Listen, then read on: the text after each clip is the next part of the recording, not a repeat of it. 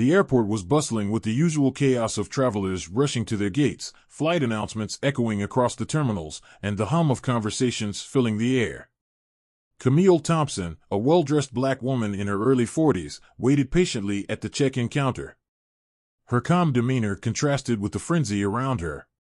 Camille wasn't just any passenger, she was the quietly influential owner of Skylux Airlines, a detail she kept carefully private. Camille's assistant had booked her a first-class seat under a different name, as she often traveled incognito to observe how passengers were treated on her airline.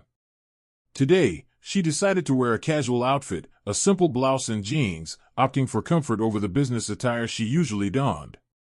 Her goal was to blend in and experience her airline as an ordinary customer. After checking in and receiving her boarding pass, Camille proceeded to the gate. She noticed a particular flight attendant, Linda, who was loudly directing passengers to board. Linda's sharp tone and impatient demeanor already stood out. Camille made a mental note to observe her more closely. This is another intriguing story that reminds us about the hard truth of what people of color face on a daily basis. We should do better as a people in whatever we do or wherever we find ourselves. It will make the world a better place for all to live in. Thank you for your support so far. Please like, share, and subscribe to this channel for more inspiring stories. Do not forget to turn on the notification bell. When it was time to board, Camille handed her ticket to Linda. The flight attendant glanced at her boarding pass, then at Camille, her eyes narrowing slightly. "Ma'am, this is first class," Linda said, her voice laced with skepticism. Camille nodded, her expression neutral. "I know. That's my seat." Linda hesitated, her lips pursing. "Are you sure you're in the right line? Economy boarding is to your left." Camille's brow furrowed, but she kept her composure. "I'm certain. My ticket says 2A, first class." Linda's condescending smile didn't waver. "I'll have to verify this. Please step aside so other passengers can board." Camille's patience wavered as other travelers, some clearly uncomfortable, looked on. She stepped aside but decided not to escalate, yet. Linda disappeared momentarily with Camille's ticket, leaving her standing awkwardly near the gate. Moments later, Linda returned, her smile colder than before. "There's been a mistake. We don't have your seat available in first class. You'll have to take a seat in economy," Linda said. Camille stared at her, stunned. "Excuse me? My ticket was confirmed. How can my seat just disappear?" Linda shrugged. "Sometimes these things happen. You can speak with customer service after the flight if you want to file a complaint." By now, the tension had drawn attention from other passengers. An older white man waiting to board stepped forward. "She has a confirmed ticket. This is ridiculous. Let the woman take her seat." Linda's smile faltered, but she held her ground. "Sir, I'm following protocol." Camille, realizing this was a moment that required action, straightened her posture. "I'll wait to speak with the captain," she said firmly. Linda rolled her eyes. "The captain doesn't deal with seating issues." Camille held her gaze. "I'll wait." Other passengers began murmuring among themselves, some voicing support for Camille. A younger flight attendant, clearly uncomfortable, whispered something to Linda, but Linda dismissed her with a wave. The situation was escalating, and Linda seemed determined to assert her authority. The captain, hearing the commotion, stepped out of the cockpit. "What's going on here?" he asked, his tone authoritative but calm. Before Linda could speak, Camille addressed him directly. "I have a confirmed first-class ticket, but your flight attendant insists I need to sit in economy." The captain glanced at Linda, whose face had turned a shade of pink. He took Camille's boarding pass and examined it. "This is valid," he said, his tone firm. "There's no reason for her to be denied her seat." Linda opened her mouth to protest, but the captain silenced her with a look. "Ma'am," he said to Camille, "please follow me to your seat. I apologize for the inconvenience." Camille followed him, her heart pounding. She wasn't angry, she was livid. As she settled into her seat, Linda avoided eye contact, clearly shaken. Camille decided to remain calm for the duration of the flight, but she knew this wasn't over. During the flight, Camille observed Linda closely. She noticed how Linda treated other first-class passengers with warmth and attentiveness while avoiding her completely. It was a stark contrast that didn't go unnoticed by other passengers. When the flight landed, Camille requested a private meeting with the crew in the airport lounge. The captain, Linda, and the airline manager joined her. Camille finally revealed her identity.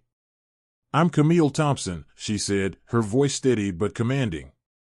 "I own Skylux Airlines. Today, I experienced firsthand the kind of treatment my passengers endure under your watch." The room fell silent. Linda's face turned ghostly pale. The captain looked visibly uncomfortable, and the manager fumbled for words. Camille turned to Linda. "Do you treat all passengers like this, or was today special?" Linda stammered, I didn't know who you were." "That's the problem," Camille interrupted. "You shouldn't have to know who I am to treat me, or anyone else, with basic respect and dignity." The airline manager quickly apologized, promising to investigate the matter. Camille, however, wasn't done. "This isn't just about me. I've noticed a pattern of behavior on this flight, and it's unacceptable. I expect comprehensive diversity and sensitivity training for your staff, effective immediately." Linda, realizing the gravity of her actions, muttered an apology, but Camille wasn't interested in empty words. "You've embarrassed yourself and this airline. I hope you take this as an opportunity to reflect and change." The story didn't end there. Camille ensured that the incident was used as a case study for improving company policy. The airline implemented mandatory training programs and created anonymous reporting systems for passengers and employees to address misconduct. Linda, meanwhile, faced suspension pending further review. For her, the incident was a harsh lesson in humility and accountability. Camille's experience became a turning point for Skylux Airlines, setting a standard for inclusivity and respect. And while the journey was painful, it reinforced her belief that every challenge is an opportunity to create change. A few weeks after the incident, Camille was invited to a company-wide town hall meeting, which included executives, employees, and frontline staff from across Skylux Airlines. It was the first of many initiatives she planned to roll out in response to what had transpired. She stood on the stage, her presence commanding the room, and addressed the audience. "I didn't buy this airline just to run a business," she began, her voice calm but resolute. "I bought it to create a brand that people could trust, that would make every passenger feel valued, regardless of where they come from, what they look like, or how much money they have." She glanced across the room and noticed Linda sitting among the crowd, her expression unreadable but her posture tense.